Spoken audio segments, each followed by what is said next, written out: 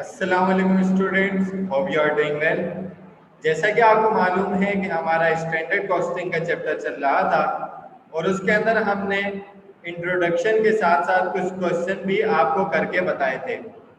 आज का हमारा स्टैंडर्ड कॉस्टिंग का लेक्चर नंबर 4 है, जिसके अंदर हम तमाम वेरिएंसेस को करके बताएंगे, एक्सप्लेन करेंगे, उसका आपको कॉन्सेप्ट बताएंगे और उसकी एंट्रीज कैसे बनेंगी, जर्नल एंट्रीज और क्लोजिंग एंट्रीज कैसे बनेगी वो भी हम आपको बताएंगे।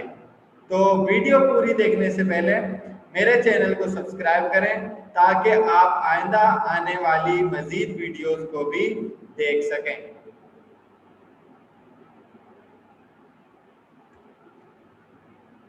सो स्टूडेंट्स, हमारे पास यहाँ पर एक क्वेश्चन मौजूद है जो कि आपके पास बीकॉम पार्ट 2 में इसी तरीके का क्वेश्चन पास पेपर में भी आ चुका है। इस क्वेश्चन के अंदर हमने मटेरियल, लेबर, फैक्ट्री ओवरहेड के वेरिएंसेस निकालने हैं with journal and closing entries. ठीक है, पहले हम वेरिएंसेस निकालेंगे और उसके बाद हम इसकी एंट्रीज प्रिपेयर करेंगे। क्वेश्चन में कह रहे हैं कि top production company uses standard cost system, standard cost system को यूज कर रहे हैं। Following data is taken from cost accounting record. उनके कॉस्ट अकाउंटिंग रिकॉर्ड से कुछ डेटा आपने गैदर किया है। तो डेटा में क्या कह रहे हैं कि एक साइड स्टैंडर्ड है और एक साइड एक्चुअल है। तीन चीजें आपके पास मौजूद हैं, रॉ मटेरियल, लेबर और फैक्ट्री ओवरहेड। कितना स्टैंडर्ड एस्टिमेटेड था और कितना एक्चुअल अप्लाई किया गया है, इसको हम यहाँ पर अब देखेंगे। तो रॉ मटेरियल जो है उसकी स्टैंडर्ड प्राइस, जो एस्टिमेटेड प्राइस थी वो 5 रुपीज पर लीटर थी, लेकिन उसकी एक्चुअल जो कॉस्ट आई वो 5.4 रुपीज थी, यानी कि 0.4 रुपीज से इंक्रीज हुई है प्राइस। टोटल कॉस्ट यहाँ पर उसने दी हुई है 55,000, यानी कि क्वांटिटी गिवन यहाँ पर नहीं है कि कितनी क्वांटिटी को लेकर आया है 5 रुपए के हिसाब से। तो कोई मसले वाली बात नहीं है, आप इस टोटल कॉस्ट को इस पर यूनिट कॉस्ट से डिवाइड करवा देंगे तो आपके पास टोटल क्वांटिटी स्टैंडर्ड की आ जाएगी। अगर हम एक्चुअल क्वांटिटी की बात करें तो वो यहाँ पर ऑलरेडी गिवन है, दैट इज योर 9,600 रुपीज। इसका मतलब ये हम टोटल कॉस्ट निकालेंगे तो इसको पर यूनिट कॉस्ट से मल्टीप्लाई करवा देंगे। तो जब आपको कॉस्ट निकालनी होती है तो आप पर यूनिट कॉस्ट से मल्टीप्लाई करवा देते हैं, और जब आपको कॉस्ट के थ्रू क्वांटिटी निकालनी होती है तो आप पर यूनिट से क्या कर देते हैं, डिवाइड कर देते हैं। उसके बाद हम लेबर की बात करें तो लेबर क्या कह रहे हैं कि स्टैंडर्ड वेज पर हार कितनी होगी, 12 रुपए होगी, और एक्चुअल क्या हुई, 10 रुपए हुई। टोटल लेबर हार्स यहाँ पर आपके पास मौजूद हैं, वो कितने हैं, 8,000। और टोटल लेबर कॉस्ट यहाँ पर गिवन है, एक्चुअल में टोटल लेबर हार्स गिवन नहीं है, टोटल लेबर कॉस्ट गिवन है 75,000। तो लेबर हार्स निकालने के लिए इसको इससे हम क्या करवा देंगे, डिवाइड करवा देंगे, कोई मुश्किल बात नहीं है। फैक्ट्री ओवरहेड स्टैंडर्ड की बात करें तो वो कह रहे हैं 80% of direct labour cost. 80% direct labour का, डायरेक्ट लेबर कौन सा भाई, स्टैंडर्ड मालूम नहीं है तो स्टैंडर्ड ही डायरेक्ट लेबर का लेंगे, यानी कि स्टैंडर्ड डायरेक्ट लेबर कॉस्ट जितनी भी होगी फैक्ट्री ओवरहेड भी उसी का लिया जाएगा। अक्सर स्टूडेंट यहीं पर मिस्टेक करते हैं कि वो 80% ऑफ डायरेक्ट लेबर यहाँ पर गिवन नहीं है तो वो ये वाली लेकर अपने क्वेश्चन को गलत कर देते हैं। स्टैंडर्ड की मांगी है तो आप स्टैंडर्ड के ऊपर ही फैक्ट्री ओवरहेड के रेट को या परसेंटेज को अप्लाई करेंगे। उसके बाद एक्चुअल फैक्ट्री ओवरहेड रेट की बात करें तो उसने ऑलरेडी दिया हुआ है 80,000 रुपीज टोटल कॉस्ट। रिक्वायर्ड में वो हमसे क्या कहता है, रिक्वायर्ड में वो हमसे कह रहा है कि number 1 calculate the following variances. आप वेरिएंसेस निकालें, MPV material price variance, MQV material quantity variance, यानी कि ये दोनों वेरिएंसेस क्या हैं, मटेरियल के हैं। उसके बाद टीएमवी टोटल मटेरियल वेरिएंस, इन दोनों का वेरिएंस निकाल लिया, अब इनका टोटल निकालो। फिर labour wage variance, labour wage को लेबर रेट वेरिएंस भी कहा जाता है। लेबर एफिशिएंसी वेरिएंस निकालें, यानी कि ये दोनों लेबर के वेरिएंसेस हैं। एफिशिएंसी की जगह आप आर वेरिएंस भी कह सकते हैं और यूसेज वेरिएंस भी कहा जा सकता है। और एक जगह आपके पास बकायदा लेबर यूसेज वेरिएंस के नाम से भी ये वेरिएंस मौजूद है। उसके बाद है TLV, TLV नहीं है, ठीक है, TLV है, यानी कि टोटल लेबर वेरिएंस। उसके बाद है फैक्ट्री ओवरहेड वेरिएंस। फैक्ट्री का वेरिएंस भी आपने निकालना है कि आपको नुकसान हुआ या फायदा हुआ। इसका मतलब क्या हुआ, 1 2 3 4 5 6 7 वेरिएंस आपने निकाल लें। 7 वेरिएंस निकाल लिए, okay. Number 2, record journal entries and closing entries for direct material, direct labour and factory overhead and their variances. ठीक है ना, आपने डायरेक्ट मटेरियल, डायरेक्ट लेबर और फैक्ट्री ओवरहेड को जनरल एंट्री में पुट करना है और उसकी क्लोजिंग भी करनी है, साथ में उनके वेरिएंसेस की भी। तो ये था हमारा क्वेश्चन, इसको हमने डिटेल से समझ लिया है। अब आगे इसका सॉल्यूशन स्टार्ट करते हैं और बताते हैं कि क्या चीज किस तरीके से होगी। सबसे पहले जनाब उसने बोला आप मटेरियल प्राइस वेरिएंस निकालें, यानी कि MPV निकाल कर दिखाएं। तो मटेरियल प्राइस वेरिएंस का जो फॉर्मूला है वो क्या है, हमेशा याद रखें कि सबसे पहले आपने स्टैंडर्ड प्राइस रखनी है। Standard price minus actual price, इसका जो आंसर आएगा उसको आप मल्टीप्लाई करवा देंगे एक्चुअल क्वांटिटी से।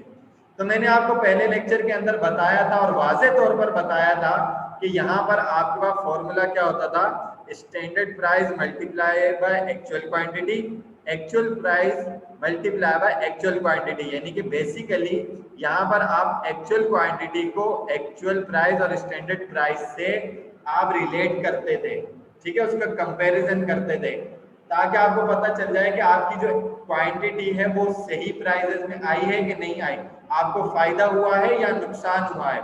ठीक है, तो क्वांटिटी दोनों में आ रहा था तो आपने उसको कॉमन लेकर बाहर कर दिया और स्टैंडर्ड प्राइस से एक्चुअल प्राइस को माइनस कर दिया। स्टैंडर्ड प्राइस आपके पास जो गिवन थी वो 5 रुपए गिवन थी, एक्चुअल प्राइस जो गिवन थी वो 5.4 थी, मल्टीप्लाई किया आपने 9600 लीटर से जो कि आपने एक्चुअल क्वांटिटी खरीदी थी। जब आपने 5 में से 5.4 माइनस किया तो आपके पास आंसर आ गया माइनस का 0.4 मल्टीप्लाई बाय 9600। जब इसको आप मल्टीप्लाई करेंगे तो ये माइनस का 3840 आएगा, लेकिन आप स्टैंडर्ड कॉस्टिंग में प्लस माइनस का साइन नहीं लगाते बल्कि इसको रिप्रेजेंट करते हैं फेवरेबल और अनफेवरेबल को। अनफेवरेबल को आप एडवर्स बैलेंस भी कहते हैं। तो माइनस का इससे प्लस होगा तो माइनस प्लस माइनस होगा, तो बेसिकली ये माइनस का 3840 है जो कि अनफेवरेबल कहलाएगा, या मैं दूसरे अल्फाज में कहूँ तो 3840 रुपए का आपका एक्सपेंस इंक्रीज हुआ है। आपको जो मटेरियल के पैसे देने पड़े हैं वो 3840 रुपए से ज्यादा देने पड़े, क्योंकि देखें ना आपने अंदाजा लगाया था 5 रुपए का कि 5 रुपए का मटेरियल आ जाएगा, लेकिन उसकी प्राइस कितनी थी 5.4, 0.4 से आपका इतना फर्क पड़ा है कि आपको कितने का एक्सपेंस मजीद बेयर करना पड़ा, 3840 रुपए का। ठीक है जी। उसके बाद उसने हमें बोला कि मटेरियल क्वांटिटी वेरिएंस निकालें, MQV, मटेरियल क्वांटिटी। क्वांटिटी की बारी है तो इसका मतलब क्वांटिटी का कंपैरिजन होगा, तो स्टैंडर्ड क्वांटिटी से माइनस करेंगे एक्चुअल क्वांटिटी और मल्टीप्लाई करवा देंगे स्टैंडर्ड प्राइस से। इसका मतलब क्या हुआ कि स्टैंडर्ड प्राइस को कॉमन लिया गया है। यहाँ पर असल फॉर्मूला क्या था, standard quantity multiply by standard price minus actual quantity multiply by standard price. ठीक है जी। तो इसको आपने कॉमन ले लिया, यहाँ पर आपने क्वांटिटी का कंपैरिजन करना है। स्टैंडर्ड क्वांटिटी यहाँ पर आपके पास 11000 है, आपके पास गिवन नहीं थी। यहाँ पर आप वाज़े तौर पर देख सकते हैं कि आपके पास गिवन नहीं थी, टोटल कॉस्ट था, तो आपने 55,000 को 5 से डिवाइड किया तो ये आपका 11,000 आ गया क्या, स्टैंडर्ड क्वांटिटी। तो 11,000 कैसे आया है, 55,000 को आपने डिवाइड किया है किससे, 5 रुपीज से, जो कि उसकी स्टैंडर्ड प्राइस थी, तो ये 11,000 आ गया। एक्चुअल क्वांटिटी आपके पास 9600 और आपके पास स्टैंडर्ड प्राइस 5 रुपीज गिवन थी। 11,000 माइनस 9600 तो आपके पास पॉजिटिवली कितना आ गया, 1400 आपके पास आ गया मल्टीप्लाई बाय 5। तो आपने जब मल्टीप्लाई किया तो इसने आंसर आपको दिया 7000 और ये प्लस में आंसर आया तो ये कहलाएगा फेवरेबल है। ठीक है, आपने बेसिकली इसका मतलब क्या हुआ कि आपने कहा कि भाई जो हम चीज बना रहे हैं जो भी रिक्वायर्ड है उसके मुताबिक आपने क्वांटिटी खरीदनी है 11,000, लेकिन आपकी ज़रूरत जो है वो 9600 की क्वांटिटी में पूरी हो गई। इसका मतलब क्या हुआ, 1400 की क्वांटिटी आपको कम पड़ी, यानी कि ये आपने नहीं खरीदी, तो उसकी वजह से आपके 7000 रुपए जो हैं वो यहाँ पर बच गए हैं, जिसकी वजह से आपका फेवरेबल बैलेंस आया, आपकी इनकम हो गई, आपको प्रॉफिट हो गया, आप इस तरीके से कह सकते हैं। तो ये था आपका मटेरियल क्वांटिटी वेरिएंस, जो कि क्वांटिटी के हिसाब से आपको फायदा हुआ है। यहाँ पर अब आपको कह रहे हैं कि टोटल मटेरियल वेरिएंस निकालें, यानी कि इन दोनों का कंबाइन निकालें। अब आप फॉर्मूला लगा के निकाल लें, एक तरीका तो ये है। दूसरा तरीका क्या है कि इन दोनों का जो बैलेंस आया ना, इन दोनों का, इसका आप आपस में माइनस करवा लें फिगर, तो आपको आंसर एग्जैक्ट यही देगा। तो अगर आपने टोटल निकालना है तो कैसे करेंगे, standard quantity multiply by standard price, ठीक है, क्योंकि टोटल निकाल लें ना, तो स्टैंडर्ड क्वांटिटी को अपनी स्टैंडर्ड प्राइस से मल्टीप्लाई करवा लें, एक्चुअल क्वांटिटी को एक्चुअल प्राइस से मल्टीप्लाई करवा लें, और दोनों के आंसर को बीच में माइनस करवा लें, तो इसको क्या कहा जाएगा, टोटल मटेरियल वेरिएंस। तो स्टैंडर्ड क्वांटिटी 11,000 मल्टीप्लाई बाय 5, और यहाँ पर आप मल्टीप्लाई करवा देंगे किसको, यहाँ पर 9600 को मल्टीप्लाई करवा देंगे किससे, 5.4 एक्चुअल प्राइस से। तो ये आंसर आया 55,000 और ये आंसर आया 51,840। तो इसको जब आपने माइनस किया तो आपके पास 3,160 रुपए का फेवरेबल बैलेंस आ गया, यानी कि टोटल आपको जो हो रहा है वो फायदा हो रहा है। अगर प्राइस और क्वांटिटी दोनों को मिलाकर देखा जाए तो 3,160 रुपए का आपको फायदा हो रहा है। और यहाँ से भी मैं आपको आंसर मैच करवा देता हूँ कि देखें, यहाँ पर आपका अनफेवरेबल था, आपको नुकसान उठाना पड़ा था, किसकी वजह से, प्राइस की वजह से, लेकिन क्वांटिटी की वजह से आपका 7,000 रुपए का प्रॉफिट हो गया। तो 7,000 में से 3,840 माइनस करेंगे तो आपके पास जो रिमेनिंग बैलेंस बचेगा वो 3,160 ही बचेगा, जो कि पॉजिटिव बैलेंस होगा। इसका मतलब क्या हुआ कि आपको यहाँ पर इसके अंदर फायदा हुआ है। तो यहाँ तक क्या हमारी बात थी मटेरियल के वेरिएंसेस की। अब हम आगे चलते हैं, जिसके अंदर हम बात करेंगे लेबर और फैक्ट्री ओवरहेड वेरिएंसेस की।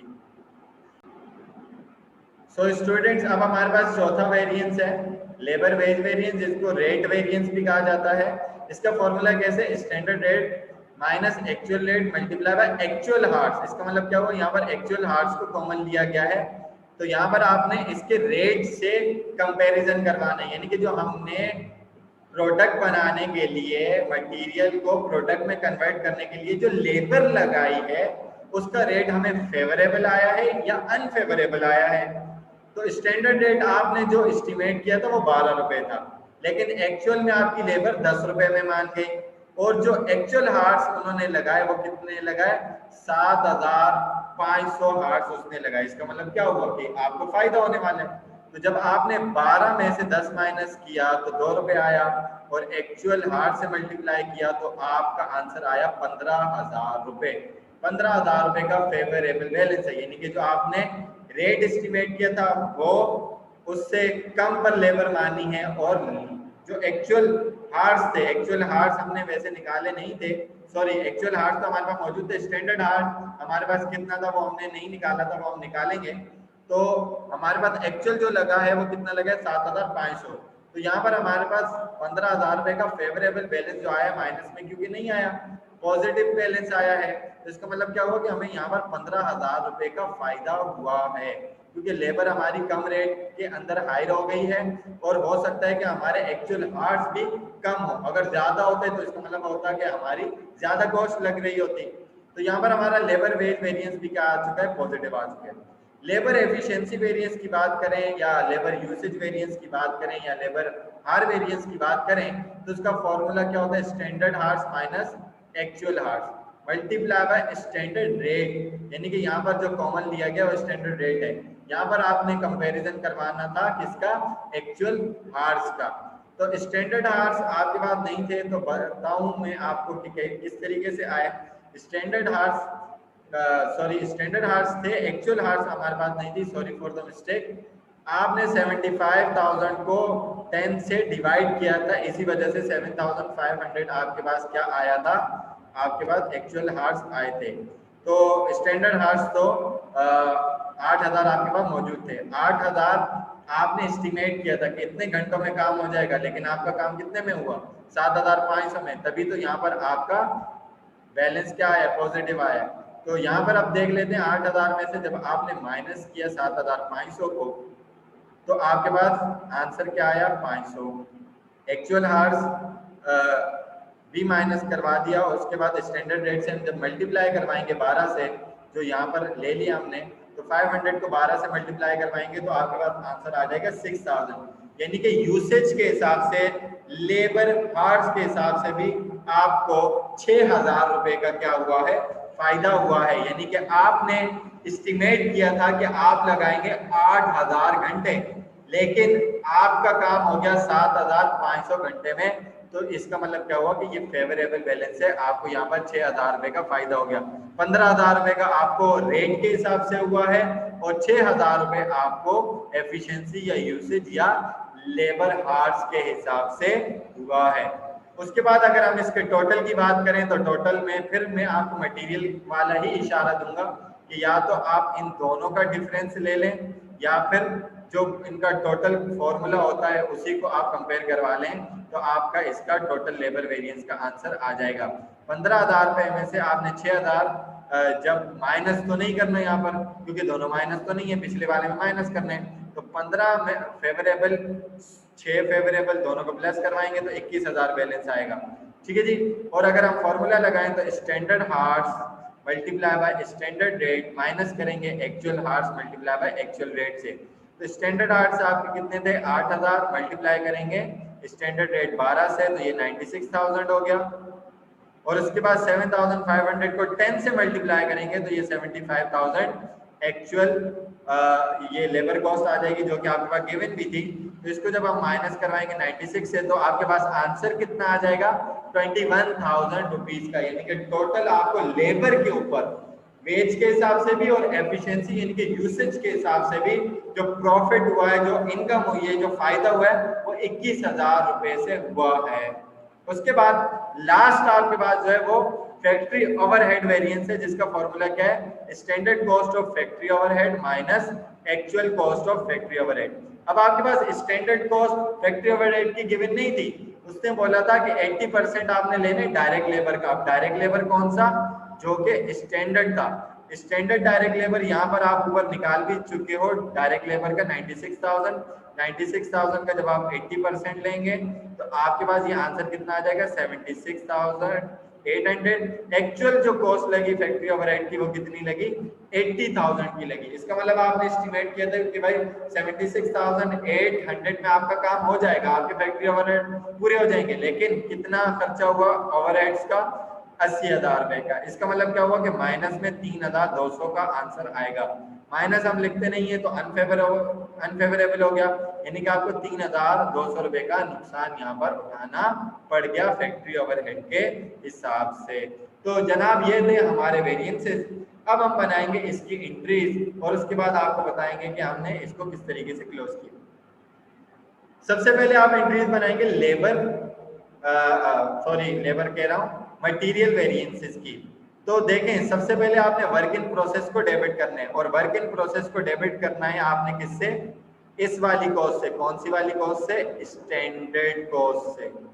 स्टैंडर्ड कॉस्ट डेबिट होगी क्योंकि आपने प्रोसेस में डाले कि भाई कितने से काम हो जाएगा, तो जो एक्चुअल लगा है रॉ मटेरियल वो कितना हो जाएगा, 51,840 से क्रेडिट हो जाएगा।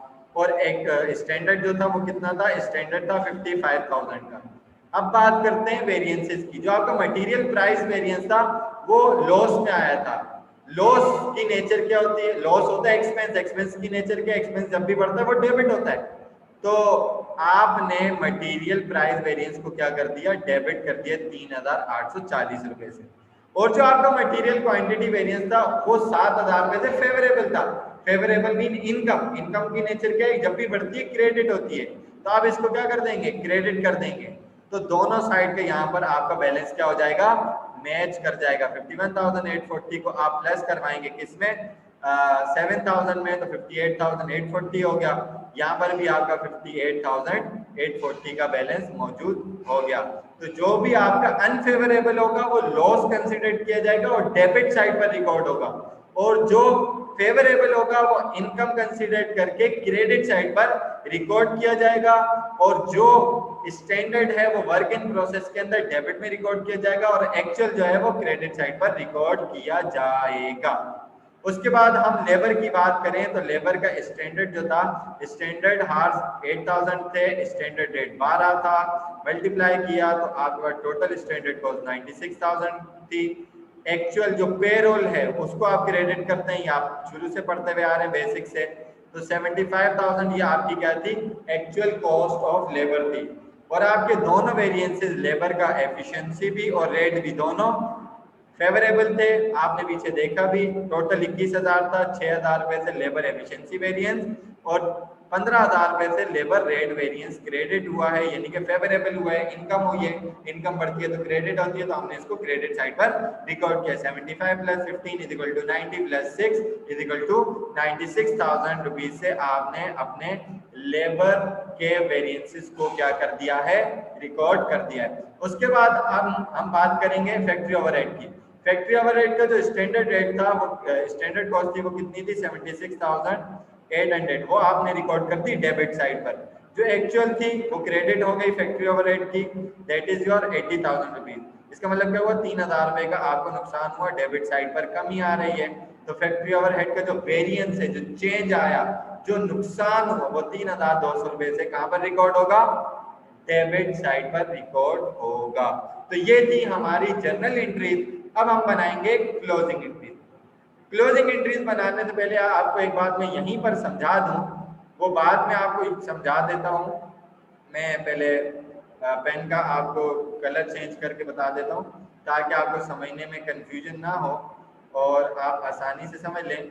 तो देखें, आपने जो क्लोजिंग करनी है ना, क्लोजिंग हमेशा किसकी होती है, आप बीकॉम का ये टॉपिक है, फर्स्ट ईयर से पढ़ते हुए आ रहे होते हैं कि क्लोजिंग हमेशा इनकम के अकाउंट्स की होती है और एक्सपेंसेस के अकाउंट्स की होती है, यानी कि वो अकाउंट क्लोज होते हैं और उन्हीं की एंट्रीज बनाई जाती है। तो इसका मतलब क्या हुआ कि यहाँ पर जो ये मटेरियल प्राइस वेरिएंस है, मटेरियल क्वांटिटी वेरिएंस है, लेबर एफिशिएंसी और लेबर रेट वेरिएंस है, और लेबर फैक्ट्री ओवरहेड वेरिएंस है।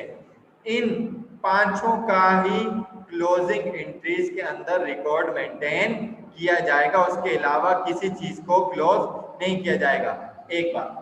दूसरी बात क्या, कि जो भी डेबिट आया है वो तो लॉस है, एक्सपेंस है, एक्सपेंस को क्लोज करेंगे तो वो क्रेडिट होंगे, और जो भी यहाँ पर क्रेडिट में आए, जैसे मटेरियल क्वांटिटी, लेबर एफिशिएंसी और लेबर रेट वेरिएंस, ये क्रेडिट हुए, इनकम हुई है। इनकम जब भी क्लोज होती है तो वो डेबिट साइड पर रिकॉर्ड की जाती है। तो यहाँ पर अब आपको एंट्री बनाने में क्या हो जाएगी, आसानी हो जाएगी।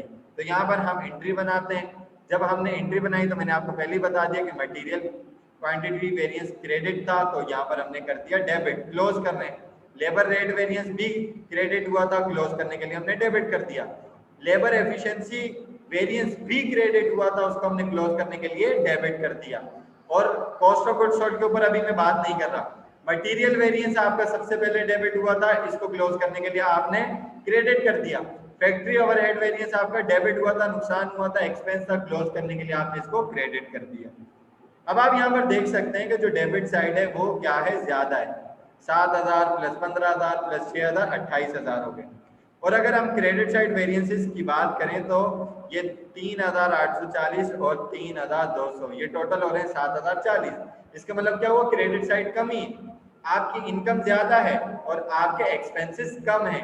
इसका मतलब क्या हुआ कि आपका डिफरेंस जो है वो कहाँ रिकॉर्ड किया जाएगा, वो cost of goods sold account में रिकॉर्ड किया जाएगा। यानी कि आपकी इनकम जो है वो इतने रुपीज से इंक्रीज हुई है, ठीक है, और आपकी कॉस्ट ऑफ गुड्स सोल्ड, दूसरे अल्फाज में कहूँ, आपका 20,960 रुपए थे, यानी कि 28,000 में से 7,040 रुपए माइनस करेंगे तो आपके पास आंसर 20,960 ही आएगा।